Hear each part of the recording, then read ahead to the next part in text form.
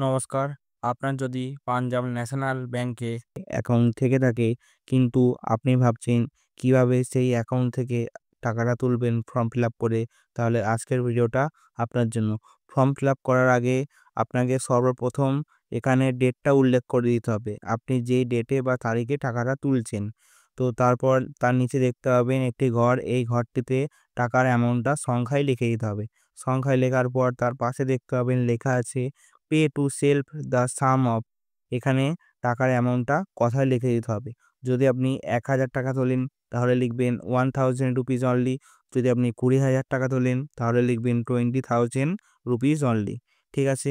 তো এই সমস্ত কিছু করার পর তারপর দেখতে পাবেন লেখা আছে to the debit of my or hour savings fund account, অর্থাৎ এখানে আপনার অ্যাকাউন্ট নম্বরটা লিখে দিতে হবে।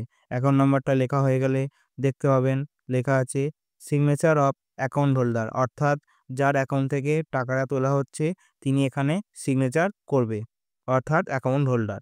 তো এইভাবে আপনারা খুব সহজেই পাঞ্জাব ন্যাশনাল ব্যাংকের টাকা উইথড্রল বা টাকা তোলার ফর্মটি ফিল আপ করে আপনি টাকাটা উইথড্রল বা তুলতে পারবেন।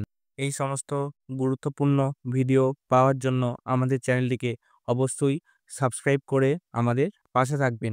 ভিডিও ভালো লাগলে ভিডিওতে একটি লাইক প্রদান করবেন।